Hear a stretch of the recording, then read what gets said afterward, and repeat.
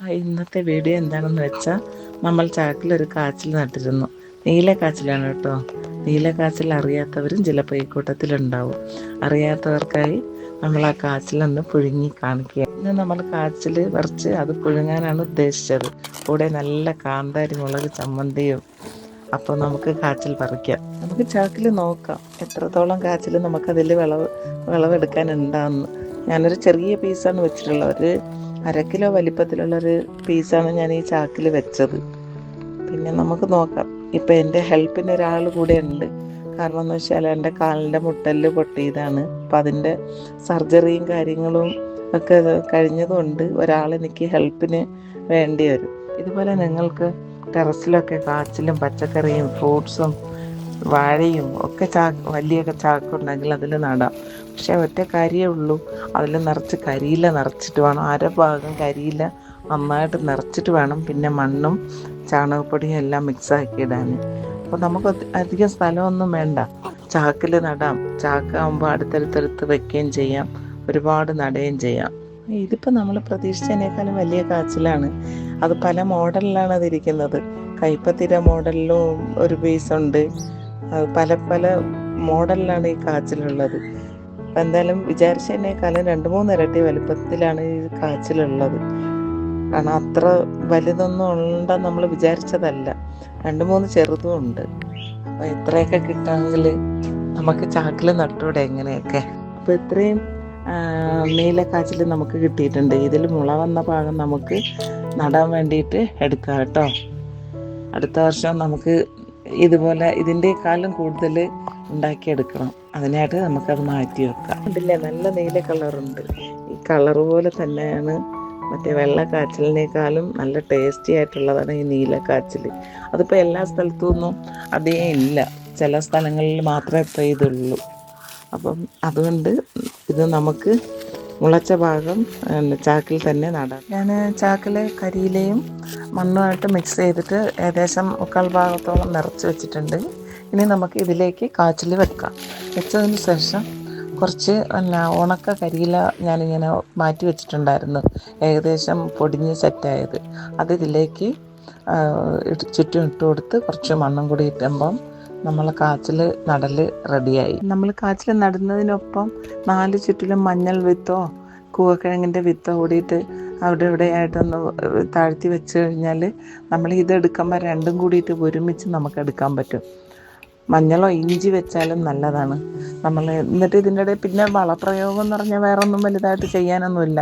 ആവശ്യത്തിനുള്ള കരിയില പൊടിയോ എല്ലാം അകത്ത് കൊടുത്തിട്ടുള്ളത് കൊണ്ട്, പിന്നെ ഉണ്ടെങ്കിൽ പച്ച ചാണകം കലക്കി ഒഴിച്ചു കൊടുത്താൽ വളരെ നല്ലതാണ്. അല്ലാതെ പ്രത്യേകിച്ച് വേറൊന്നും ചെയ്യേണ്ട ഒന്നുമില്ല. കുറച്ച് കാച്ചിൽ നമുക്ക് പുഴുങ്ങിയെടുക്കാം. അതിനായിട്ട് കുറച്ച് കാച്ചിൽ തൊലി ചെത്തി വൃത്തിയാക്കി കട്ട് ചെയ്തെടുക്കാം.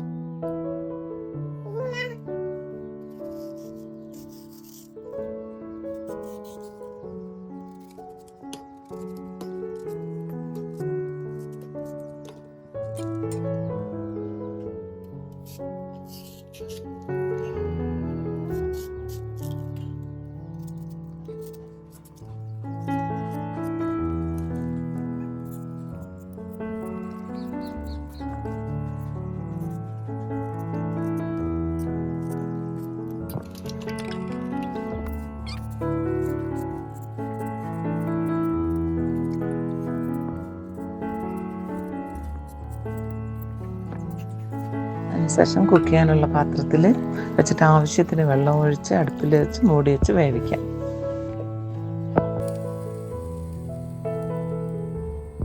പകുതി വെള്ളം വറ്റിയതിന് ശേഷം കുറച്ച് കല്ലുപ്പും പിന്നെ വെളുത്തുള്ളി ചതച്ചത്, പച്ചമുളക്, നല്ല എരിവുള്ള പച്ചമുളക് ചതച്ചതും കറിവേപ്പിലയും കൂടി ഇട്ട് ഇളക്കി മൂടി വെച്ച് ഒന്നുകൂടി വറ്റിച്ചെടുക്കാം.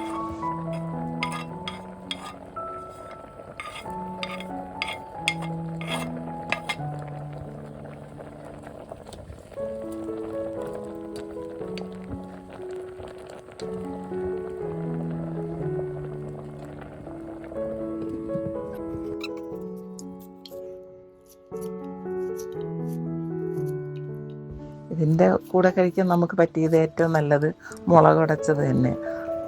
അതിനായിട്ട് കുറച്ച് ചെറിയ ഉള്ളി അരിഞ്ഞെടുക്കാം, കുറച്ച് പച്ചമുളകും കൂടിയിട്ട് അരിഞ്ഞെടുത്ത് ഇത് നന്നായിട്ട് ഉപ്പ് ചാറ് ഒഴിച്ച് നന്നായിട്ട് ഞെരടണം.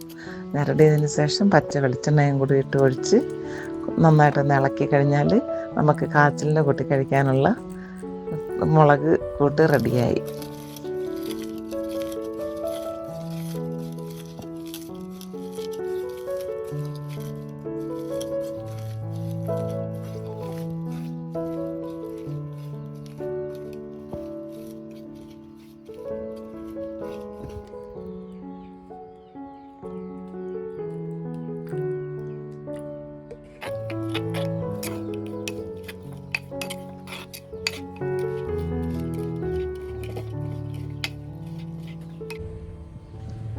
ഏകദേശം വെള്ളം നന്നായിട്ട് വറ്റിയിട്ടുണ്ട്. ഇതിലേക്ക് ചിരകി വെച്ച കുറച്ച് തേങ്ങ കൂടി ഇടാം. ഈ തേങ്ങ ഇടുന്നത് ഭയങ്കര ടേസ്റ്റാണ്. അത് ഇതിലേക്ക് അങ്ങോട്ട് പിടിച്ചിട്ട് അതിൻ്റെ ഒരു തേങ്ങാപ്പാലിൻ്റെ ടേസ്റ്റും ഒക്കെ നമുക്ക് ഇത് കഴിക്കുമ്പോൾ കിട്ടും. അപ്പോൾ അതിനാണ് ഈ തേങ്ങ കൂടി ഇടുന്നത്. എന്നിട്ട് ഇനി ഇത് നന്നായിട്ടൊന്ന് ഇളക്കി ജസ്റ്റ് ഒന്ന് ചൂടായാൽ നമുക്ക് ഇറക്കി വെക്കാം.